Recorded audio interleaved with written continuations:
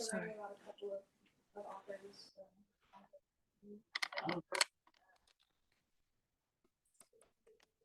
One before? Yeah.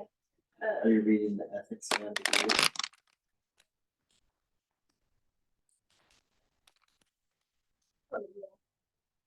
And then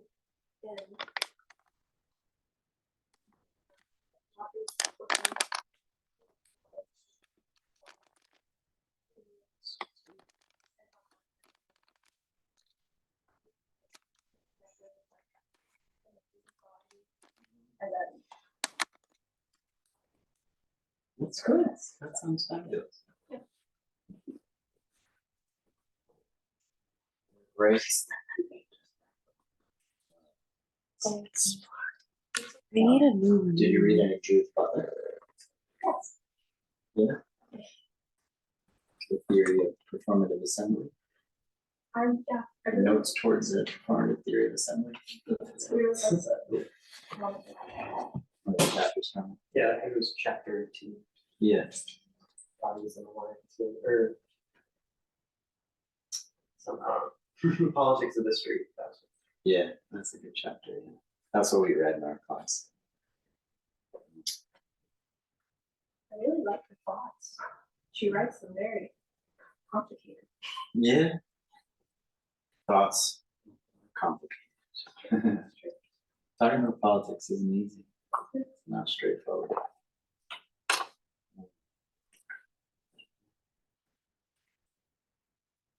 That's great. I'm glad you're here.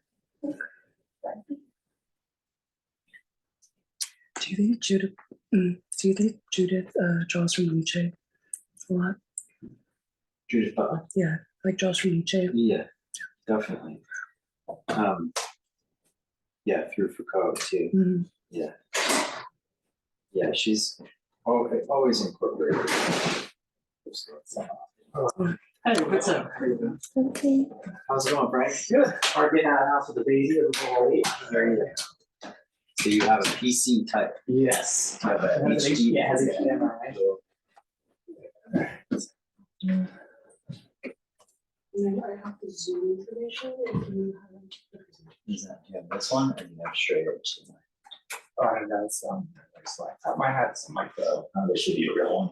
Yeah. Okay.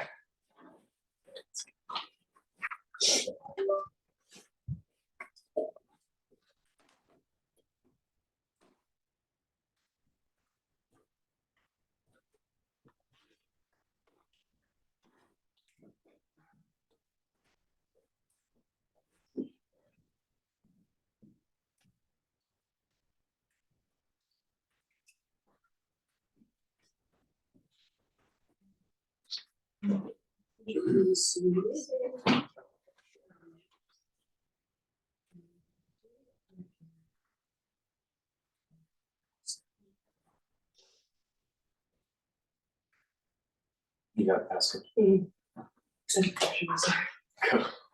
It shows up like before you start.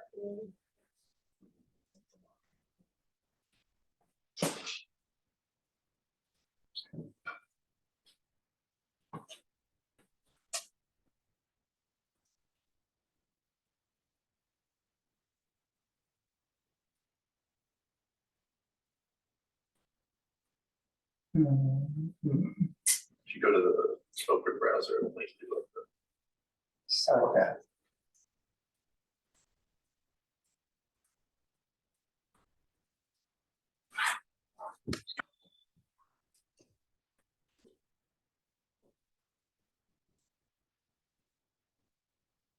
Did something pop up like It might be in your open open browser? Yeah. Wi-Fi. I can sign in too if you need. Yeah, I think. Sign in for the Wi-Fi. I guess Wi-Fi doesn't work. Just sign in real quick. Is that this one? The faculty, Should be FACO1. so not that one, that one, the Go on. FAC one. Oh, nice.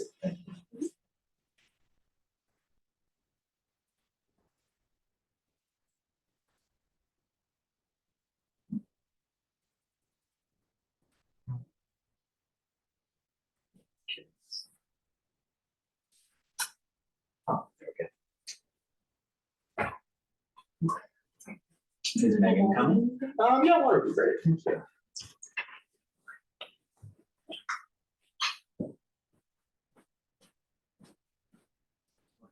That's right. Oh, I know.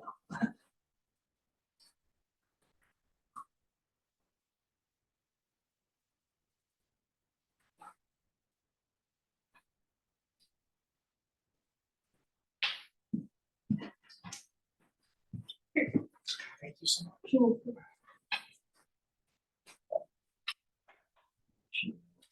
Zoom.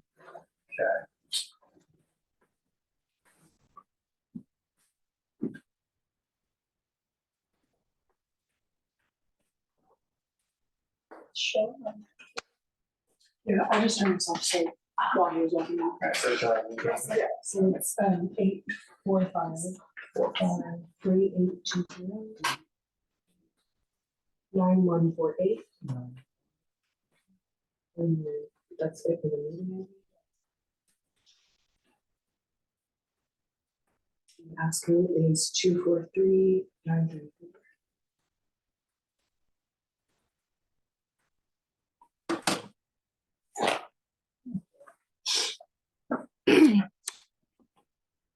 And then if you'll turn and you'll mute and turn your volume down on your laptop.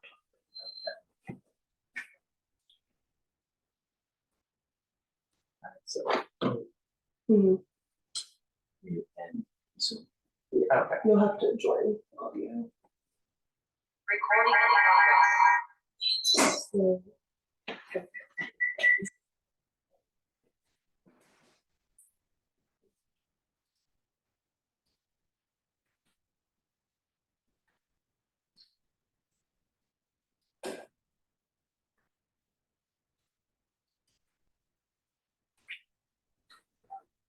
Justin, How are you? Good, how are you? Good. and then you just share your screen and that should be good. You're a lot bigger than last time.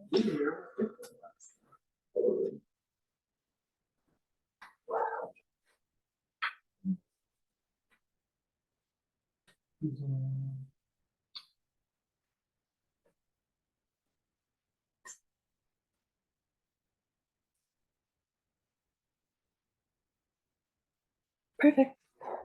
And then if you'll just stop sharing when you're done with the presentation for the discussion.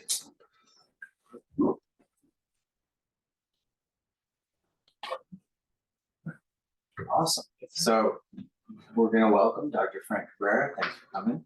And Dr. Cabrera has a PhD from the University of Wisconsin-Madison, and his focus is on philosophy of technology, metaphysics, epistemology, and technology ethics, and been writing a few papers on technology ethics lately. So today, Dr. Cabrera is going to share fake news and the regulation of speech on social media. Let's give him a warm welcome. Thank you all for coming. I think this is the first talk I've done since the pandemic, first in-person talk, so I'm a little rusty at this. But thank you all for showing up. And yes, I have a lot to talk about today, so I'll probably go fast through some things. Here's the plan for the talk. First thing to do is consider some relevant survey and empirical data. Then I'll discuss this idea of a market for misinformation. I'll argue that this market is noxious. I won't spend that much time on that. I think we're all familiar with like the harms and ills of random misinformation, but I'll say a bit about that. I'll consider one prominent proposal for dealing with the so-called misinformation, fake news problem, this idea of emphasizing critical thinking. I'll be really pessimistic about that. I teach, do philosophy, I teach critical thinking, but I don't think critical thinking is the right approach. So I'm gonna spend a lot of time like beating up on critical thinking, beating up on that stuff that I teach in my critical thinking classes. I don't think this is the right approach to this problem. And then hopefully if you have time, I'll consider some, this one approach to regulating speech on social media, kind of indirect approach. Hopefully we'll have time for that, and we can talk more about that in like the Q&A. So we'll be doing a lot of stuff. We're going through some psychology research, a little bit of applied ethics, a little bit of epistemology, and then some, First Amendment jurisprudence. So we're doing a bunch of stuff today. So I'll Can I troubleshoot something real quick? It's just not showing the presentation for some okay. So you know how to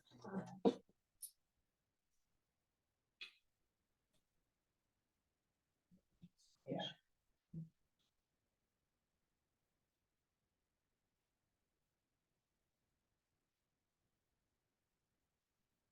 Oh, I think they're on one, I think. What is this one? Two. Oh, there we go. Awesome. Great. Okay. So I'll start off with an example, right? So I'm sure we're all familiar with kinds of weird stuff that people say and think about online. So here's a recent case. So on October 4th, 2023, it was a lot of people on the internet thought that this nationwide emergency test that was sent to your phone, perhaps you got this, it was really startling, right? On October 4th, I was just drinking some coffee and it's like, I knew it was coming, but I expected, I guess I forgot, it really startled me. But some people thought that this was going to bring on the zombie apocalypse. So here's a quote, a typical quote from Twitter. October 4th, 2023, FEMA activates 5G zombie apocalypse. If you got the clock shot, you're screwed. For those of us who did not have the need, real estate is how to become much cheaper. Wow, solution to the housing crisis. We'll need lots of ammo though. Don't say I did not argue. Right? So weird sort of thing. This didn't actually, obviously didn't happen, but people do take this seriously. So someone bet me $500 that this would happen, and obviously they owe me $500 now because the Marburg virus did not take over the world. So this is just a characteristic example. I don't want to spend a lot of time belaboring particular examples, but we're all familiar with this sort of thing, right? Pick your favorite example. So this is something that in general Americans are worried about. So this is some Pew Research data from 2018. 50% of surveyors think that made-up news/info is a very big problem in this country. So interestingly, higher than violent crime and climate change. This led to less trust in government, less trust in each other. Since from 2018, things haven't really changed too much. In fact, it looks like Americans' attitudes have gotten stronger about this sort of thing. Most Americans, according to a Pew Research poll this year, favor restrictions on false information and violent content. So here's the increase here within the last few years. So in 2018, around 39% wanted the US government to do something about this. Now it's 55%. As you might guess, there's a bit of a partisan effect here. So in 2023, that's 7% of those that are Democrat or Democrat are in favor of this. Still a sizable amount of Republicans are in favor of this, despite a Republican no longer occupying the presidential office. So this is something that's very popular, right? And it was popular in 2018 among Democrats when Trump was in office too. So definitely a partisan effect, but still sizable. Majority of Americans think this is something worth pursuing. So obviously we have the First Amendment here, and so this is just pretty, for me, I think it's pretty clear this is like a non-starter, right? So if you're familiar with First Amendment jurisprudence, you'll know that U.S. courts have consistently ruled that aside from a few narrow exceptions like defamation, perjury, fraud, false speech is constitutionally protected. So this has been upheld in various Supreme Court cases. One of these cases was about something called the Stolen Valor Act. So if you misrepresent yourself as being a war hero when you're not, right, there was a law that tried to say you should be punished for this. So this law was viewed as unconstitutional. Even if you misrepresent yourself as having fought in a war and won a medal, that's not committing a crime, and you can't legislate on false speech. And so this has just been consistently held up in the courts. So too, when it comes to the outputs of algorithms. So courts have affirmed in a number of cases that whatever is produced on social media is protected by the First Amendment, subject to few exceptions. So perhaps you've heard this phrase, like, we can't yell fire in a theater, right? So that's so actually that comes from a non-binding opinion in 1919 that got struck down in 1964. So actually you can falsely yell fire in a theater. The closest thing there is to that kind of restriction on speech is speech that creates imminent lawlessness. So that's a really, really high standard for creating imminent lawlessness. That's like something like maybe going outside the police station and yelling to a mob, we should burn it down. That might fall under that very narrow restriction on free speech. But by and large, First Amendment protects false speech, subject to a few narrow exceptions like defamation, which again, hard to prove that too, really, really demanding standard. So really direct regulations and non-starters, so people that are into regulating false speech. This is a non-starter in the United States, maybe there's more traction in places like Europe. So I want to sort of think about this issue in a different sort of way. I'm going to eventually argue a kind of like indirect strategy. But first I want to kind of reconceptualize what we're talking about here. So I want to think about data and a market for data. So data, there's a huge market for data. Data, we live in this so-called big data revolution where we can now collect and analyze vast quantities of data, and this data is really valuable. According to The Economist, the most valuable thing on Earth surpassed oil recently. Expected to grow to $350 billion by 2030. So data is really valuable.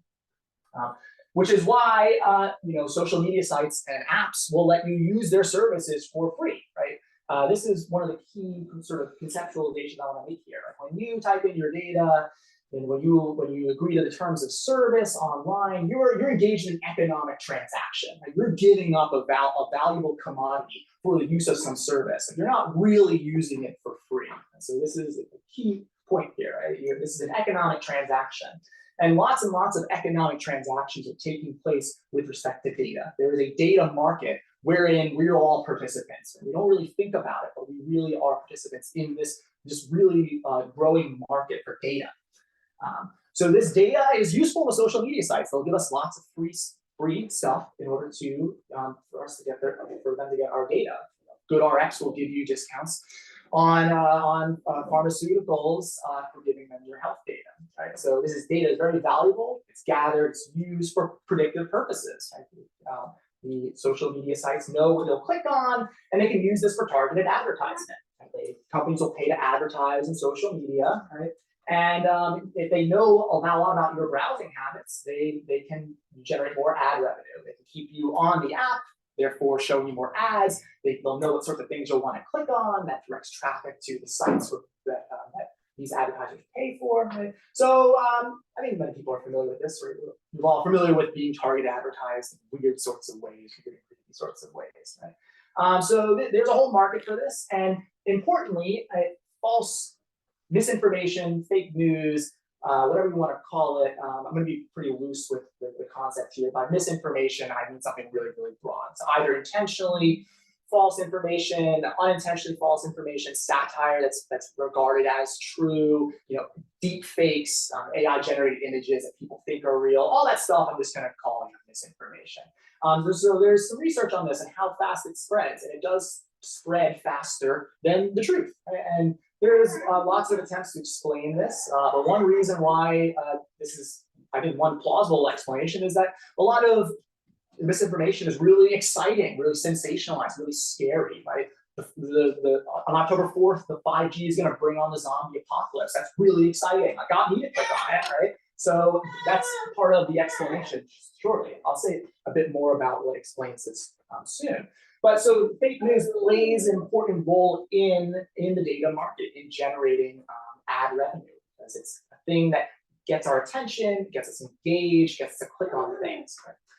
Okay, so and so this sort of brings up this idea of regulating markets. Right? We live in a free market society, but it's not completely free. Right? Markets are regulated for various reasons. You can't sell everything, right? You can't sell your vote, you can't sell your kidney, you can't sell your child, right?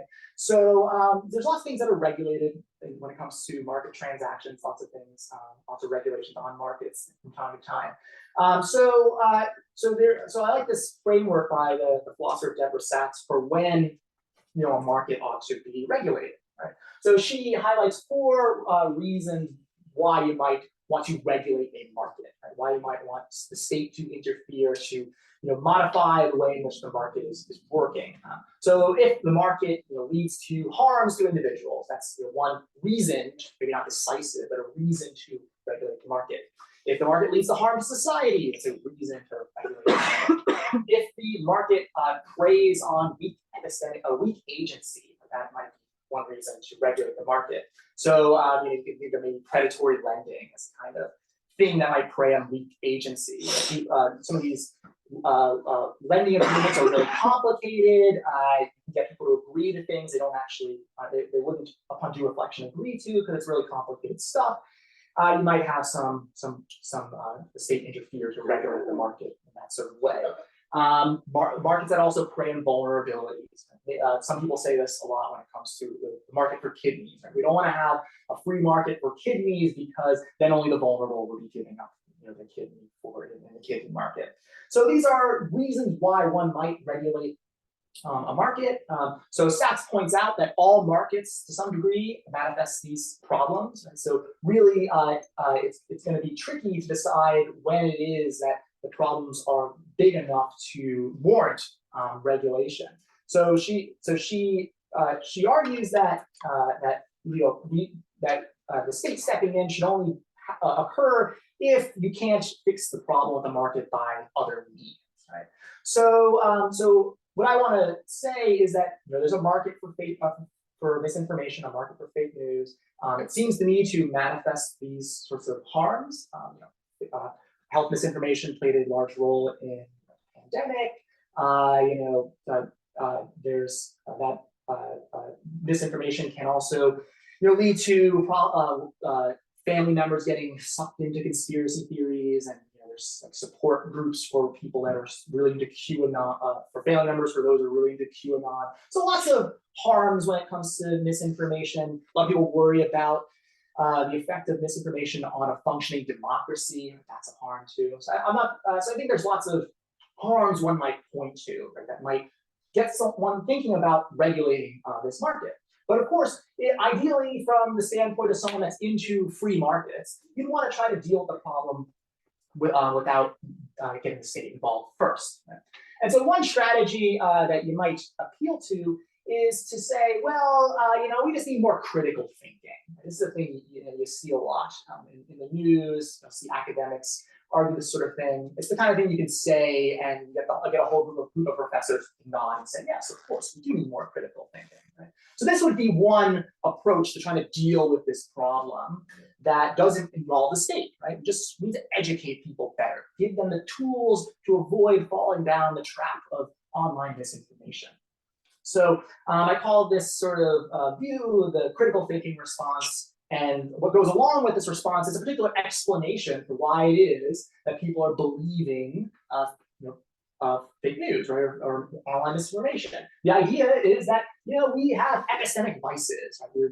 When we fall prey to misinformation or fake news or unjustified conspiracy theorizing or whatever, we're being bad epistemic agents. We're manifesting vices of the mind, intellectual vices. So things like wishful thinking or gullibility, or just the mere disposition to employ bad patterns of reasoning. We think of confirmation bias as this sort of thing, or my side bias. So that's one possible explanation for why people are falling prey to this stuff online. And if that's the problem, then of course you would want to do a better job teaching and cultivating epistemic virtues. Teach critical thinking. That's the idea. Critical thinking and media literacy. That's a common proposed solution to this problem. Right? And you see this everywhere. Right? California schools teach students to spot fake news. Students say misinformation abounds online. Experts say critical thinking helps to navigate it. Article in Chronicle Higher Education arguing the same thing. So yeah, this is a very common sort of way of thinking about this problem. The problem is with us. Right? We need to be better epistemic agents. So I'm actually skeptical of this sort of solution. So I just started watching the X-Files. This guy was character on the X-Files, which is often very skeptical of there being aliens or whatever supernatural explanations for mundane phenomena.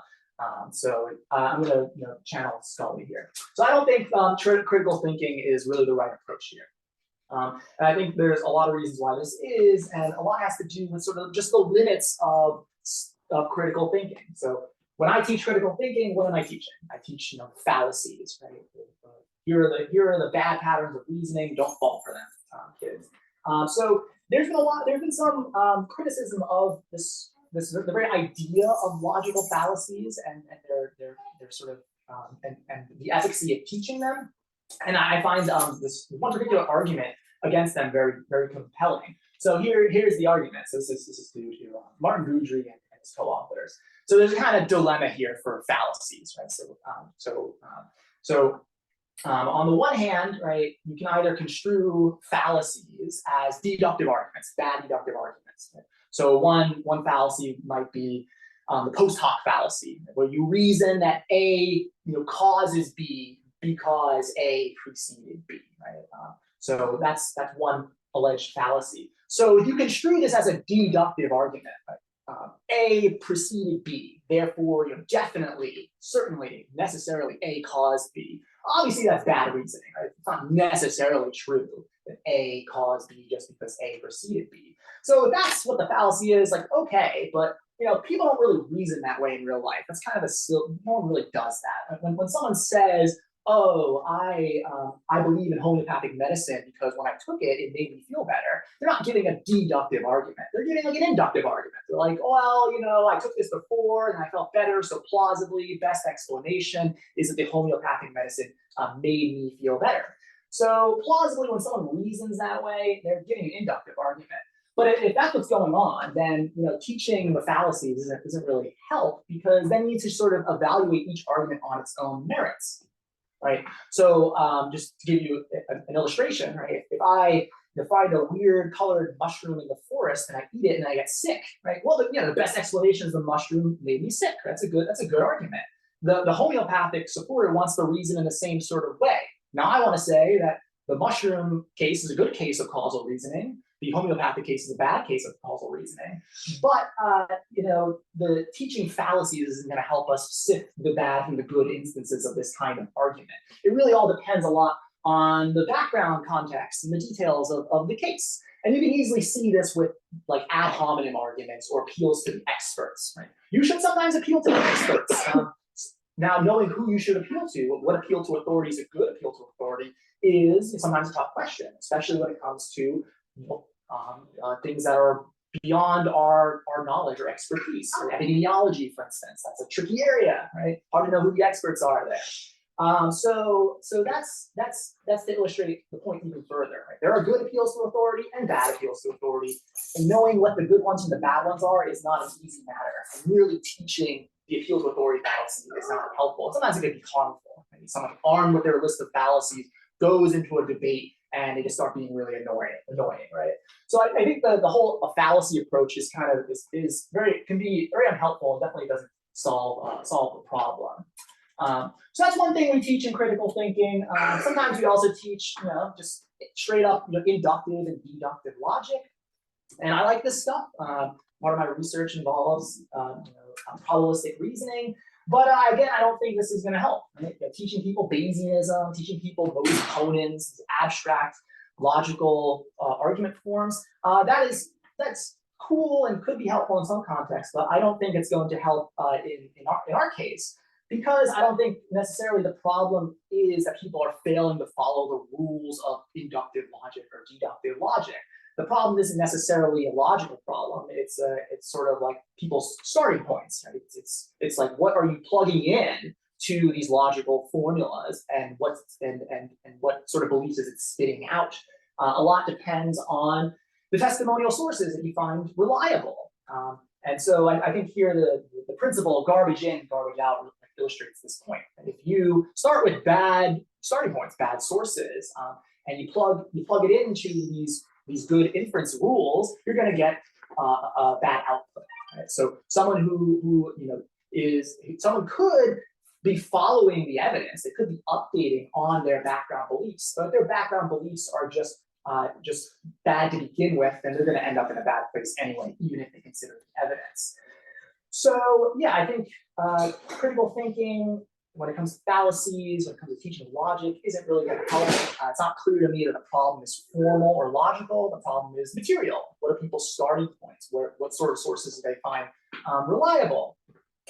So there's a lot of research on, what's correlated with those who are disposed to believe in conspiracy theories. So there's a lot of psychological research on this. And the research is really interesting. So one pretty consistent finding is that the disposition to engage in conspiracy theorizing is nonpartisan. So there's not really any evidence that conservatives are more or less likely to engage to conspiracy theorize than liberals. So this is pretty robust finding. What they do find is that people's worldviews, right, or their psychological dispositions, their nonpartisan psychological dispositions, have a lot to do with whether someone is disposed to engage in conspiracy theorizing. And I like the idea of framing the disposition to be attracted to conspiracy theories as a kind of worldview. This is one way that psychologists try to frame this. It actually runs deeper than one's political beliefs. It's something, it's like a worldview. So this is an interesting way of approaching this question. I find it very plausible. So what sort of features characterize the conspiracy theory worldview? Well, it's stuff like mistrust of authority, the conviction that things are not as they seem, deceptions all around us. There are nefarious agents that are trying to harm us. This is a way of seeing the world. It's a worldview. So so it'd be interesting to kind of investigate like how it is that this became a sort of worldview for a lot of people. And yeah, I have some speculations about this if you'll indulge me. So famous philosopher Charles Taylor has this book called A Secular Age, really great book, huge book about like the rise of secularism. We live in a secular world. That wasn't always the case. How did we get here? And one of Taylor's theses in this book is that that we didn't get to where we were by like just merely subtracting God from the picture. Right? So one of Taylor's points is that the world is by and large secular because aspects of the old religious social imaginary were repurposed and retooled in a kind of secular way. Things that were given a transcendent kind of valence became more imminent and the like. And I find this sort of picture very compelling. And I think maybe you can think of the conspiracist worldview as a kind of sublimation of aspects of an old religious social imaginary. So I'm reading this book about late antiquity by Peter Brown, so famous historian of the ancient world. Late antiquity is the period of time between the classical age and the Middle Ages. And one famous thesis from this book is what Peter Brown refers to as the new mood, where he argues that in this period of time, people really started being afraid of demons. And this was a thing that was seen not just among the burgeoning Christian population, but also pagans as well. So it's kind of a controversial view. Some people argue that this is always the case, but he views this as a characteristic of a kind of new religious attitude that emerged during this period. So, maybe the conspiracist worldview is kind of like secular sublimation of this propensity to be worried about the agency of unseen forces, right? It's kind of a secular version of that. I don't know. I just made that up, but it seems plausible to me. So back to the main point, though. Yeah, there's also empirical research on the effects of media literacy. Right? So you might supplement my critical thinking course where we go through fallacies and logic with media literacy, like how to interpret the news, how to seek out good sources. And yeah, this is a more contentful approach. I said earlier that the problem isn't logical or formal, it's probably material, it's probably content, right? What are the good sources? But yeah, the empirical research is kind of dismal on this. There's really not a lot of evidence that this is helpful. And yeah, and you can think of and it's plausible to me at least that those that are most in need of media literacy are going to probably be resistant to this very intervention. And this is an interesting feature of epistemic vices, right? So if you have an epistemic vice, like say being closed-minded, right? You're probably so closed-minded as not consider that you have the epistemic vice. So it's kind of hard to escape if that is the case for you. So I worry that media literacy interventions are going to be hard to sell. And there's not really that much evidence that this really does anything anyway. All right, so you might just say, well, shouldn't social media sites just like flag misinformation? Like, can't they just do that? Like, can't they intervene here and do some content moderation? And so yeah, they've tried this, and this is kind of backfired. So here's a quote from Tessa Lyons, Facebook product manager. So she said their Facebook had a flagging campaign several years ago. They're trying to flag demonstrably false things. And yeah, it sort of backfired. And there's research on this very phenomenon called the backfire effect. Right? In certain contexts, showing someone countervailing information can, in fact, lead to the opposite. It entrenches the belief that's being attacked. Right? So it's really tricky sort of situation to manage. Merely flagging stuff doesn't necessarily have the effect that one might think it should. So I have been arguing that individualist approaches, like trying to reach the people and make them better, make the individuals better reasoners, is the wrong approach. And so I favor a kind of environmental approach, altering the social media ecosystem, altering the environment in which epistemic agents find themselves. That is what we should be doing. We shouldn't be focusing on individualist approaches. You can think of it as a systemic problem, right? So you need to alter the landscape in order to deal with the problem. And there is research suggesting that this is a kind of environmental problem, that one of the key reasons that fake news spreads on social media is the incentive structure. People want to get likes and clicks on their stuff. That's the incentive to share sensationalized media, right? And so that's sort of consistent with my point. The problem is an environmental problem with the ecosystem, right? I'll skip that. Yeah, and we can even see in real time when the ecosystem is altered, that does affect the amount of fake news and misinformation on a social media platform. So very recently, Elon Musk made it so that individuals on Twitter, people like you and I, just tweet, we can get ad revenue. Right? If we draw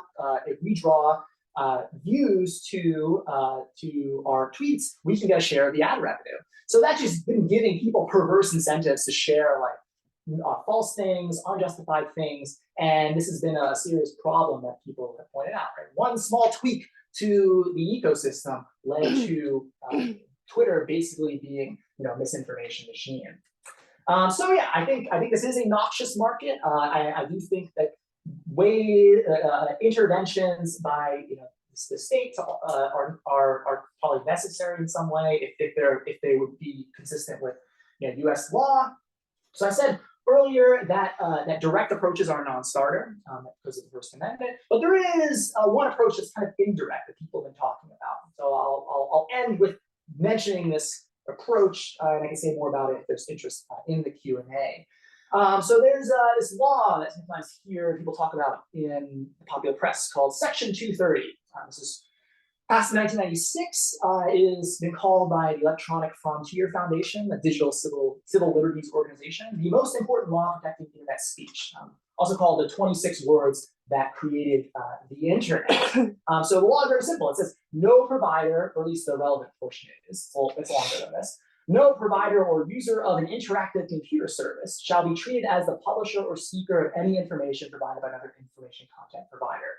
So what that means in concrete terms is that if you defame me on Facebook, or you say something that's defamatory about me, and I can prove it in a court, I can only sue you. I can't sue Facebook. And so Facebook, internet service providers, social media outlets have this really robust liability shield. They're really not responsible for third-party content, subject to a few exceptions, subject to copyright infringement, child pornography, but pretty much they cannot be sued for any content that is posted by a third party. And people have tried. Right? People have tried to argue that Facebook, facilitates terrorism by just allowing, ISIS to have a Facebook page and stuff, and it's not been held up. It's been struck down in courts. Right? The courts have ruled no, Section 230 applies to this sort of stuff too. So there's been a lot of clamoring to kind of do something about Section 230, and there, it's interesting that both major political parties want to do something about it. Both Joe Biden and former President Trump have criticized Section 230 for different reasons. But yeah, this is one sort of avenue that you might pursue. We see people talking about this, right? Because the social media companies don't have a constitutional right to have this robust liability shield. This is in effect a government subsidy. They're protected from liability. Any sort of case against Yelp will just be thrown out immediately. You can't do anything about it. But some people tried to argue is that the social media company should earn this liability shield. Like this should be a kind of quid pro quo kind of thing. they should do better content moderation. They should make sure their algorithms don't trend toward extremist content. And if they do that, then we'll give them the liability shield. Right? But right now they get it for free. Right? It's interesting that the law was passed in the 90s to encourage content moderation. It's regarded as kind of a free speech law now. But really, if you look at the legal proceedings that led to the law, they really wanted to give social media or internet service providers the freedom to moderate content as they saw fit. And in many cases, it seems like they're not doing that. It does seem reasonable, I guess, from a societal standpoint, for these major tech companies have to earn this liability shield. And one way you can do that is say, hey, you get this liability shield if you do what we want, right? So modify Section 230. So that's something that's at least possible to do, given the First Amendment. Right? So that's something I said, hey, this seems interesting. Right? But I don't have much more to say about that. All right, so I'm there. Thank you for listening. It's really fun. Questions? Yeah. I guess my main concern would be, how can we trust the government to kind of like implement this sort of like quid pro approach when they're like members of the government that kind of directly profit from this like misinformation, like we see with like former President Donald Trump, who like this campaign directly profited from him like spreading misinformation about his opponents or about like the results of a democratically upheld election, and he gains like followers and support and money from that. But yeah, we're expecting him to be able to use that system to like kind of eliminate that avenue for him. Yeah, right, good. So I have a few slides that are relevant here, right? So people have like tried to adopt this approach, right? So here's an actual bill from the senators Klobuchar and Lujan. So if a website promotes health misinformation, then their Section 30 protections are revoked. They don't say much more about like how this is determined, right? How do you decide what is health misinformation? And I think of one case where the sort of the lab leak hypothesis. For a lot of people, this was regarded initially as misinformation. But you ask the current administration, the Department of Energy, they regard this with a low confidence as being the most likely hypothesis for the origins of COVID. So this is one of those sorts of there's cases like that. Like how do you implement this? What counts as health misinformation? And yeah, that's a good question. So some people have thoughts about this. So this lawyer at NYU, Paul Barrett, says, well, we need a new federal agency, the Digital Regulatory Agency, and this will be staffed by professional, nonpartisan civil servants that do it to it, right? So I don't know if this is something like the creation of a new executive agency that has like sufficient independence from the kinds of interferences that you are rightly worried about, certainly is what some people have said, right? But obviously, what this looks like and whether this is feasible given the polarized landscape in which we find ourselves is certainly, it's definitely a genuine concern. I'm also very pessimistic about this sort of thing, but I'm here to try to deliver some hope. I feel like the more realistic approach, because of what you said about how a lot of political leaders benefit off of misinformation, something that might help on like a smaller scale is being able to report specifically from misinformation, not just flagging it, because that can make people be like, oh, they don't want you to know. Yeah.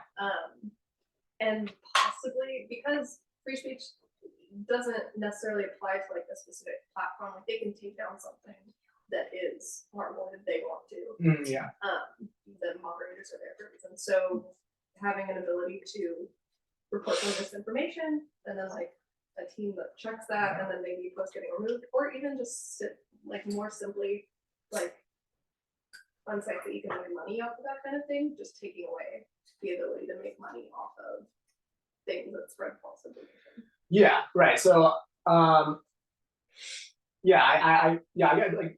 guess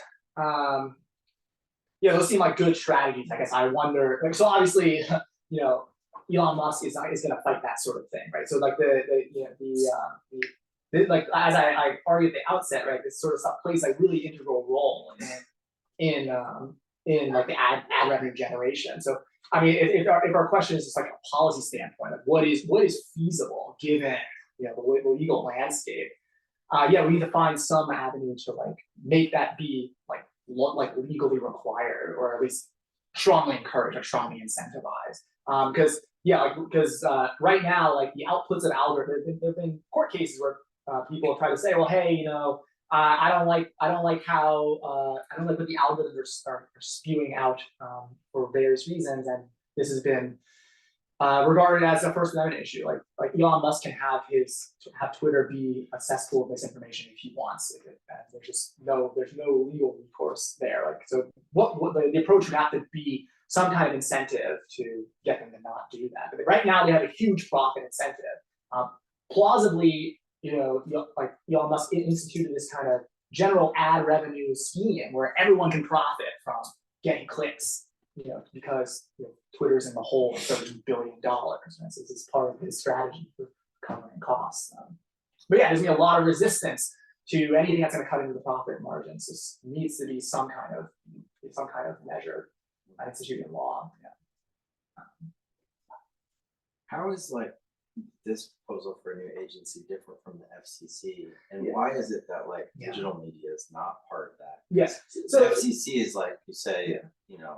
a curse word or whatever, Mhm. and they're like, nope, Yeah, can't do that. But, yeah. right. So how is this different? Yeah, so if I remember correctly, so he does mention that sort of idea, like, hey, maybe the FCC has some like jurisdiction over this, or so he does say that's a possibility. But I guess his argument for the creation of a new agency is really pragmatic, right? And the idea is these old agencies are very, very conservative, not political sense. Just like it's hard to change the culture of an agency, and given this new problem, it just might be better just to start afresh.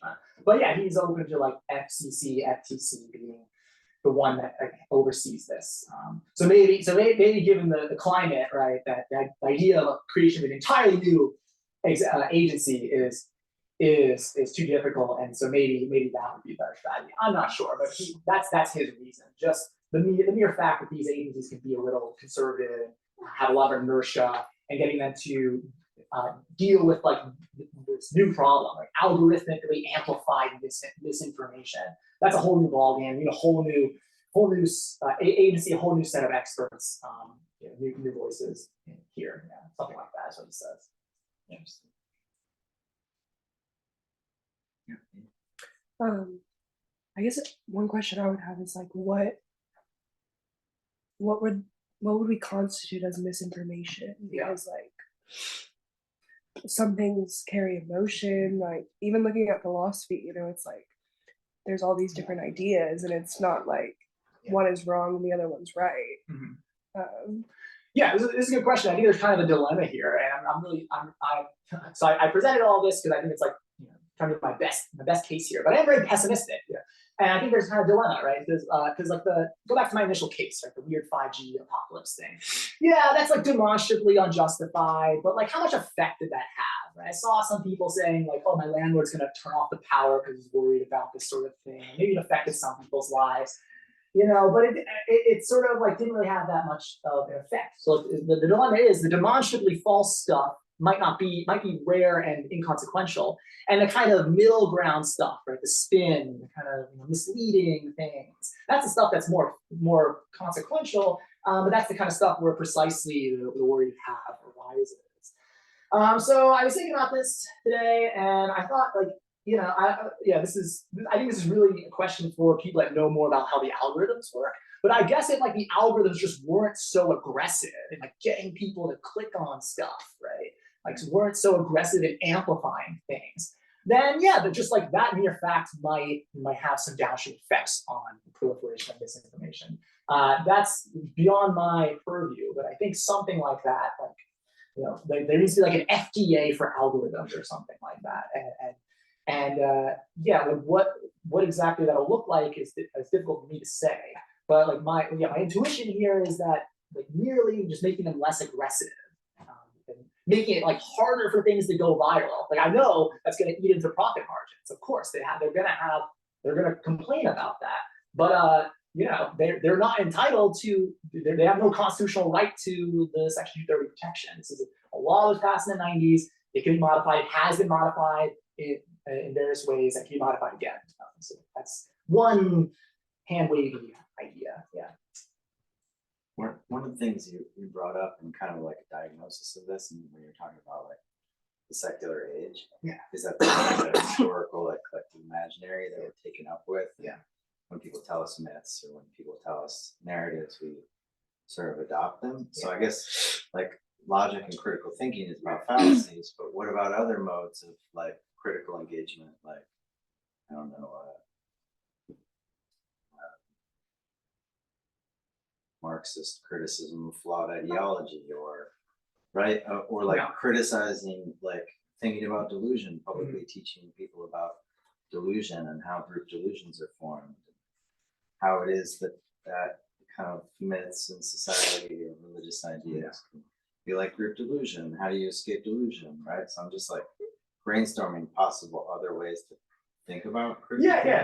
I think that's seeing what you think about. Yeah, I think that I think definitely like the idea. What I'm most sure about my talk is that the way in which we teach critical thinking, philosophers, that is pretty much useless for this. So I'm definitely open to like new approaches, ones that like that talk more about like content rather than form. Right? A lot of critical things about form, like formal validity, logic, and stuff. And I mean, I don't know too much about Marxist criticism. The idea of like false consciousness is a pretty useful concept to have in a toolkit. I guess someone who has a conspiracist worldview is just going to regard that as like you're who I'm talking about. You're trying to convince me that you're trying to harm me with all this Marxist mumbo jumbo. Yeah. So I don't know. That's the most extreme case, and a lot of people are more in the middle. But I don't know. I think once you start designing the critical thinking course, that's the dilemma though. Once you start designing the critical thinking course to be more contentful, then it becomes more controversial as like a course that like we should all get on board with. So that's the issue. I don't know. I guess going back to the conspiracism point, I did want to. One reason I raised the idea of conspiracism as a worldview is that if that's right, then it's hard to change people's worldviews, right? That's not what I'm doing in a critical thinking course. Like I don't know how you change your worldview. Like you have like an experience where you just see the world differently. Becoming a parent changed your worldview, right? Like experiences change your worldview. Like I don't know how to do that, right? That's beyond me. So if that's sort of like part of the story, then certainly critical thinking it's not going to do much. The way we conceive of it, something else. Like I guess like a broader, more humanistic approach to critical thinking in the old sense, maybe something to consider rather than focusing on the formal stuff, which I love. I love the formal stuff, but that seems like not the right way to do it. Given that there's like a growing concern about this false news and misinformation, could it be that eventually just stops becoming profitable? Like people kind of weed out through their environment, like what constitutes like misinformation is kind of on their own, or is that something that? That's an interesting idea. I think we can even see. So there's a plus side of that, and then a downside of that, right? So deep fakes, right? AI generated images. Like people are starting to become concerned about this. I'm starting to be concerned about like what I'm seeing online. Is this a real image? And so that's kind of the downside. So maybe we're all going to become skeptical again of what we see online. So we won't fall for misinformation. But then, right, we will fail to gather truths, right? So we'll have fewer false beliefs, but we'll have fewer true beliefs too. And I'm not sure that's a better world either. Is the idea. So I do think that actually, I think it's plausible that something like that will happen, at least with respect to like images. I mean, we're seeing this, but I don't know if that's good either.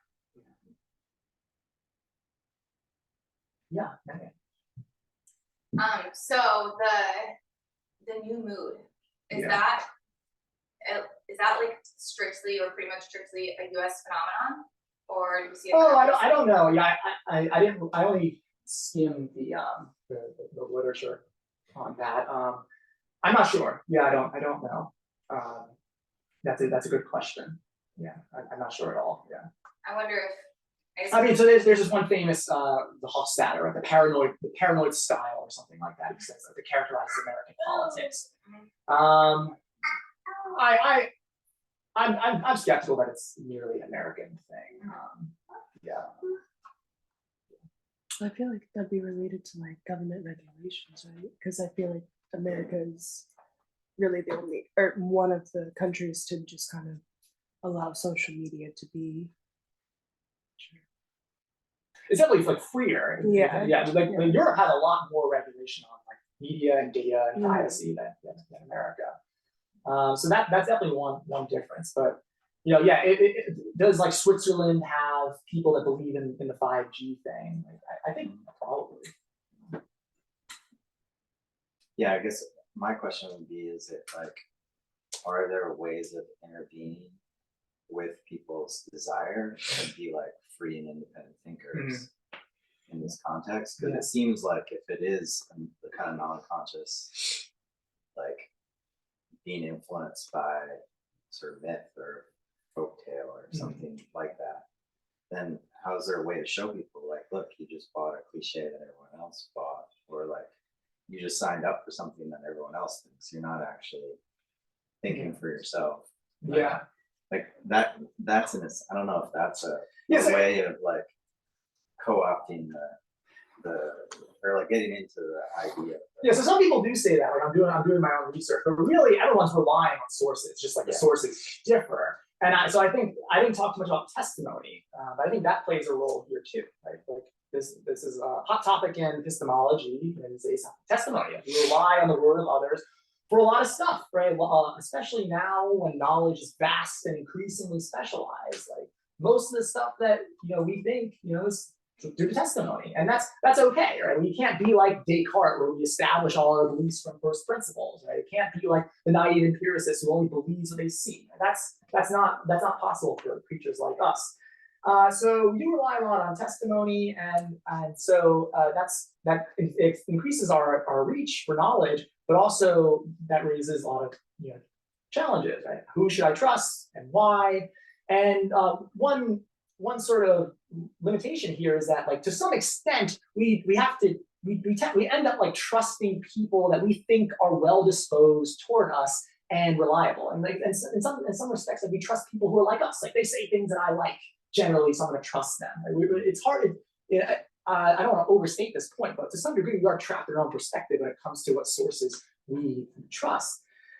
So yeah, that seems like true. That seems right to me. And when you go online and you can find 150,000 people agreeing with you on the 5G thing, like that just there's just no way not to. If you're like even a little bit disposed toward that, there's just no way not to take that massive testimonies like seriously, just psychologically.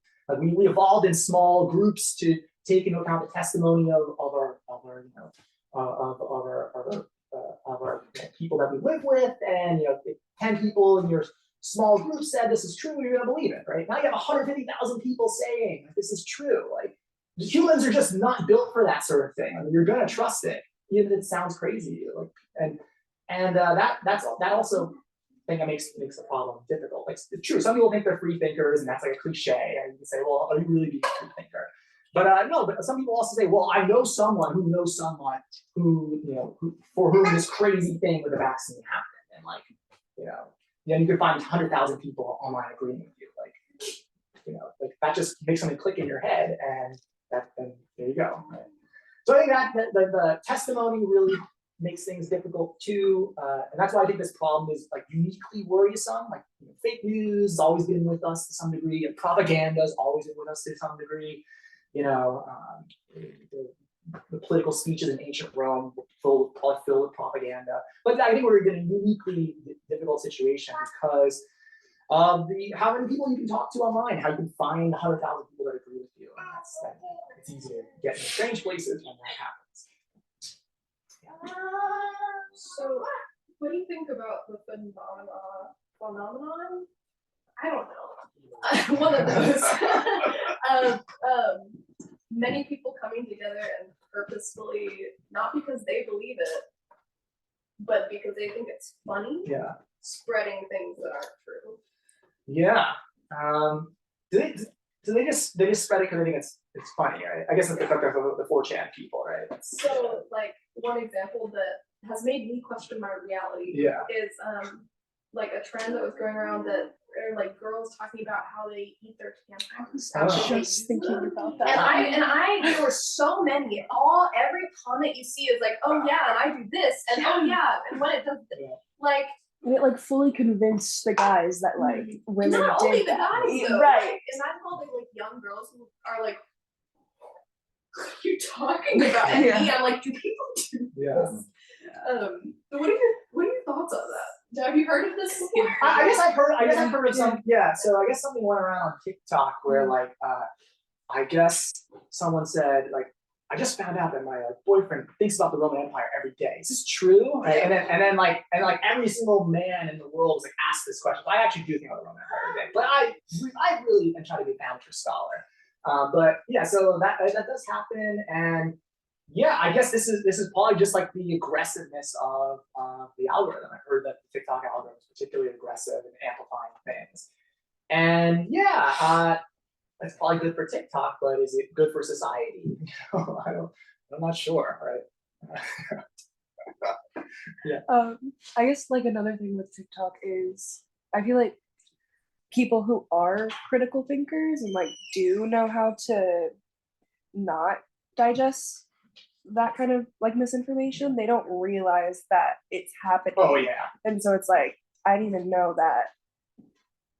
Like I think about like I go on Twitter, like I made a new Twitter account, and just like all of the stuff on my homepage, I was like, what is this? Like I didn't even know that people were talking about this online. So Yeah, so what you said reminded me of one of the key findings of this recent study from the proceedings of the National Academy of Science, where like the sharing, so they in a controlled environment, they found that like the sharing of misinformation becomes like habitual, right? It's like as you use it more, you're sort of just like automatically like sharing things.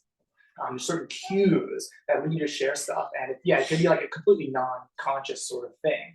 And interestingly, they were able to modify, going back to my main point about like it being a systemic problem, ecosystem, the environment being the problem, not us as the individuals. Yeah, they were able to modify the incentive structure in this study to get people to share more truthful sorts of things. So it is possible to modify the landscape so that our automatic responses aren't geared toward sharing like sensationalized things and all of that. But I do think a lot of it's automatic, like you suggested. One of the things I was thinking about was just to like give more possibilities in the critical thinking context, is that there's this shift away from like fallacies towards like biases and prejudices, right? So like they're in the your fallacy is website. There's also your bias is. Yeah. And like in logic and critical reasoning, you don't necessarily teach like psychological biases. Confirmation bias or selection bias or whatever. So I guess I'm wondering, is like that in the same camp for you? Yeah. As critical thinking, or like, is there more of a possibility that kind of psychological interventions rather than like classical logical interventions would be more plausibly treat this? Or Yeah, that's a great question. I think in one of the papers that my co-authors have run around with so one of our papers on this, we do mention biases very, very briefly. What the relationship is between biases and fallacies is kind of an interesting philosophical question in itself. But I guess like I guess there's a dilemma for me. Like either it's something like a fallacy, in which case I can like teach it, it's something that's like in some degree under our control, or it's something deeper than that, something like automatic, and then it's not really within our control. And then if it's something like more automatic, then what I can do as a professor to change your propensity to be biased is very minimal. Like you need to like encounter an experience or something like that to change the way you're like seeing things. If it's something like more automatic, then like really making you aware of the biases is not, I don't think it's going to do anything. I haven't read the literature on this, but I'm guessing just merely making people aware of confirmation bias doesn't do so much to decrease our propensity to be biased toward our side. Like I'm aware of confirmation bias, and I probably still do it all the time, right? So it's kind of like a dilemma, right? Either it's something like fallacy, in which case my gripes will still apply, or it's something more automatic, in which case, yeah, I can tell you about it, but I don't know how you're going to fix your problem.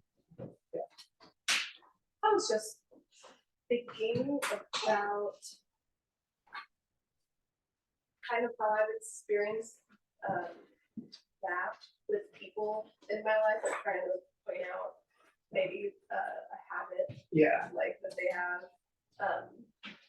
with like communication or things like that. And it's really effective when you can communicate it in a way that doesn't seem like it's negative or like it's attacking them, Yeah.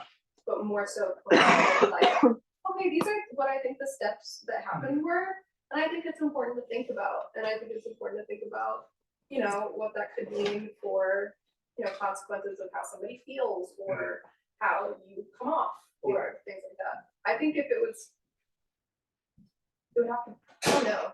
I think it is effective, just not on a wide, like if you're just teaching a class, like it's not personal enough to really get through to anybody. And if it was personal, like it would feel like it's as like an attack. Yeah, I agree completely. And so, in my more pessimistic moods, where I think this problem is like intractable, I think like the real root of the problem is like a lack of trust, right? You said it needs to be personal, right? If we don't like trust our co-citizens, then yeah, it's just gonna be like a non-starter. It's gonna feel like an attack. I'm gonna think that your intervention is just you trying to harm me, right? Your way of intervening is trying to harm me. So really, maybe the root of the problem is something deeper, and where like, you know, we need to better establish trust amongst each other. And people sometimes say we live in this like low trust society now, establish high trust again. And yeah, I think that might be an issue. But if that's the issue, that's a really tough problem, right? And, yeah, and that's a pessimistic note. All right, y'all, we're out of time. Yeah. Let's thank Dr. Cabrera. Thank you so much. This was really fun. Thank you. Next week, we're gonna have the president of the college. No, it's not Not next week. The following week, after Thanksgiving, it's gonna